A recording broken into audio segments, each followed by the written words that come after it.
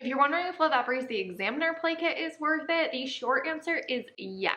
It is one of our favorites from LOVEVERY's 4 to 5-year-old play kit range. In this review, I'll talk about our personal experience with the items over the last about 6 months now with a 2 and 4-year-old, as well as how it would financially compare to self-curate, which I will link all of the toy dupes, as well as the blog post version of this video in the description box below if you want to shop any of those in self-curating. They make great gifts this holiday season, and you'll also find chapters there if you want to skip ahead to anything specific. If you guys are new here, my name is Rachel from The Confused Mom. Welcome to my channel. I share baby and toddler product reviews, activities, as well as Montessori at home tips, and I have reviewed all of LOVEVERY's play kits to date, so be sure to go ahead and check those out after this. In terms of what comes inside the Examiner play kit from LOVEVERY, first up is the Plan Ahead week board, which is by far one of our favorite items of this nature from LOVEVERY. In the past, they've had the weather board, they've had a to-do list chore chart type of thing, but this one, they really knocked it out of the park and I have zero complaints on it. It comes with a storage box for these little magnetic tiles that can be used on the magnetic tabs for each day of the week, allowing your child to plan out their week ahead and really gives them a sense of understanding past, present, and future, as well as time management and organization. The days of the week are color-coded to align with Waldorf's rhythm. It comes with 2 little stands, or you can hang it up as well. We always have this item out. It is one of my 4-year-old's favorites. As far as dupes for this go, nothing exactly like LOVEVERY's. The most similar thing I can find was actually off of Etsy, and they use Velcro instead of magnets, but they will send you the totally done for you laminated set. Colors aligning with Waldorf, tons of activity options as well. There's also a significantly cheaper option on Etsy. It's just a digital download. And then of course, Melissa and Doug has something similar. It's kind of a hybrid between LOVEVERY's weather board and this weekly planner board. The next item are these little rhyming rings. It comes with 9 sets of rhymes, each with 3 words in the set. The backs are color coded, so each puzzle will have 1 orange piece, 1 yellow piece, and 1 pink piece. It definitely does require some hands-on parent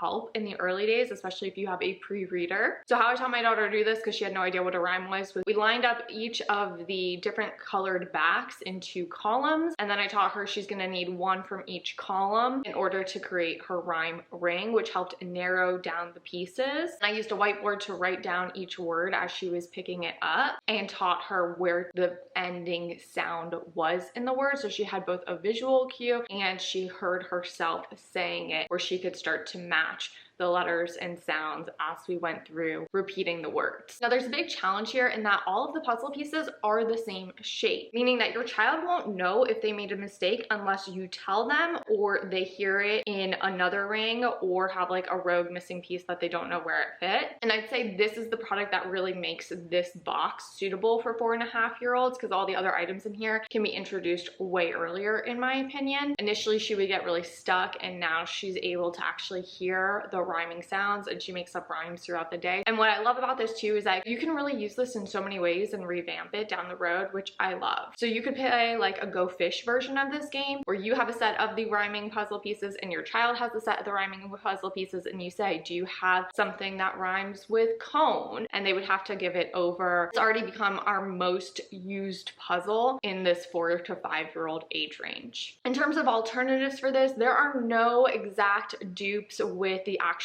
ring-like puzzle. However, there are a couple of rhyming puzzles I do want to bring your attention to. The first is Scholastic's rhyming puzzle, which this is my pick for kids that don't know what a rhyme is, because just like LOVEVERY's, there's going to be 3 distinct piles of pieces. Now, if your child already knows what a rhyme is, then I would suggest going with Junior Learning's rhyming puzzle, which has a mix of 3-piece and 4-piece puzzles, so it's a little bit more of a challenge. What I do not recommend are 2-piece rhyming puzzles. I think when you use only 2 words together, it's not necessarily teaching a rhyme, but it's just teaching them to pair 2 random things together, and we don't want that. Like my daughter could pick up that pan and can went together, but is that they go together because they're both items you'd find in a kitchen? Fan was really where the challenge lied in understanding what we were specifically looking for. Next is this bag of kinetic modeling sand, a wooden square 10 by 10 unit board, as well as an organic canvas mat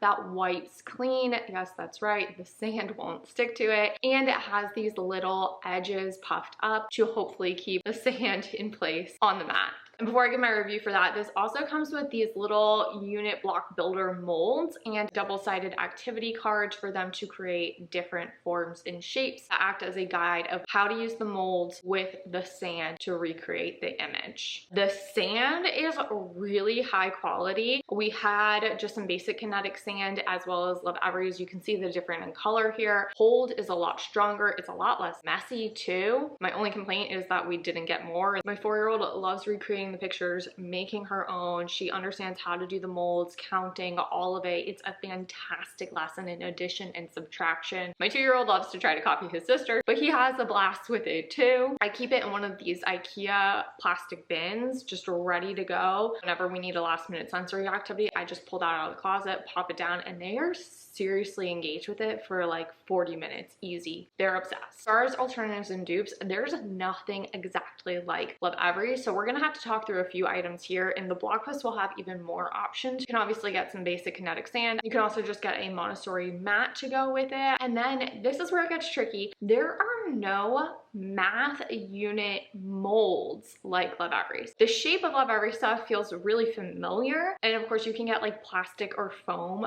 versions that have a very similar feel to your end product with the sand after using the mold. You could recreate a similar learning experience in terms of getting like learning blocks and activity cards, but you're not going to be able to hybrid it with that same sensory experience, which is just really soothing and calming for kids. Kudos to them for creating a truly unique product here. Next is the show and tell empathy game, and this basically has a flickable spinner where you choose a card from the matching pile. It is incredibly thoughtfully designed. My daughter gets a little like brain fatigued very quickly from it. Both the orange and blue cards kind of have you tell a story, and so when you get those back to back to back, a level of just like mental exhaustion seems to set in with my 4-year-old. It's definitely a game I would suggest playing with more than 2 people to give your little one a break. God, this one great and put it down. My black card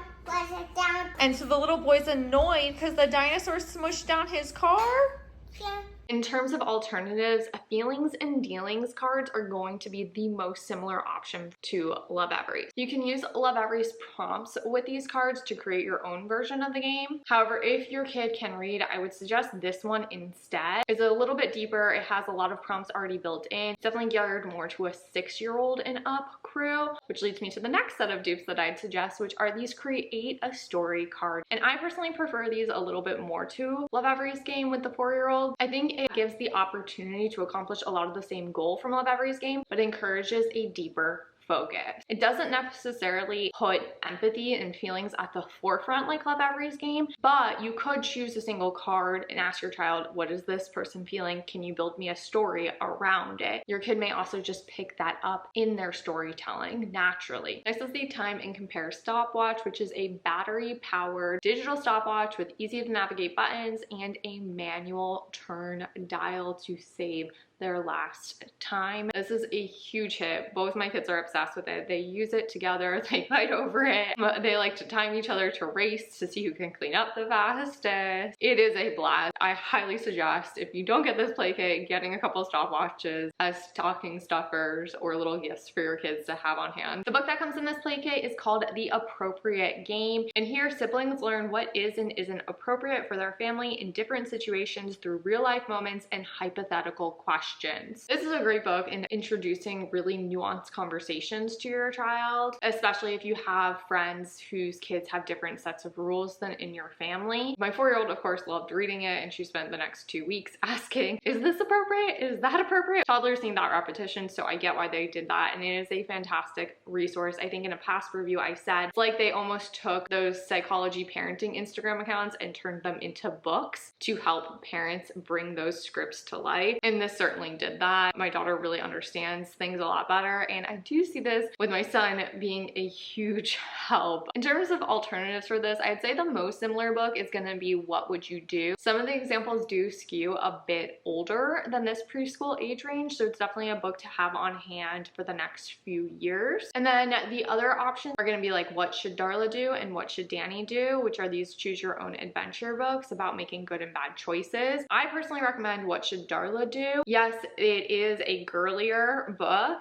but the examples in it feel much more appropriate to a 4-year-old's life. They have to do with playing outside, play dates, friends, siblings too, whereas the Danny book is a lot more physically aggressive. There's video games. It just feels more geared towards elementary aged kids. And of course, as always, it comes with a little play guide featuring all of the science and research for helping you understand your child at this age, including explanations for the playthings and more ways to engage with your child at this stage. If you were to take all of the cheapest dupes I mentioned in this video, you could technically recreate this play kit for as little as $85, but you are going to be sacrificing quite a bit. The weekly planner board is just going to be a digital download, not a physical good. If you were to opt for the most similar dupes I mentioned in this video, you are looking at spending around $160, which does come in about $40 more than the cost of this play kit. And if you were to get the most expensive dupes I mentioned in this video, you are looking at spending at least $100 more than Lovevery. So I would say financials definitely check out, and our qualitative experience with that has been absolutely amazing with a mixed age sibling group. I think you can introduce all of these items earlier than the intended range, with the exception of the rhyming puzzles. I think those might be a little bit tricky. The majority of the items are also just a truly unique experience to Lovevery, where finding an exact dupe for them was impossible. All in all, this has been one of our favorite play kits from their 4-year-old range to date. It offers a really well-rounded experience from planning, time management, math, reading,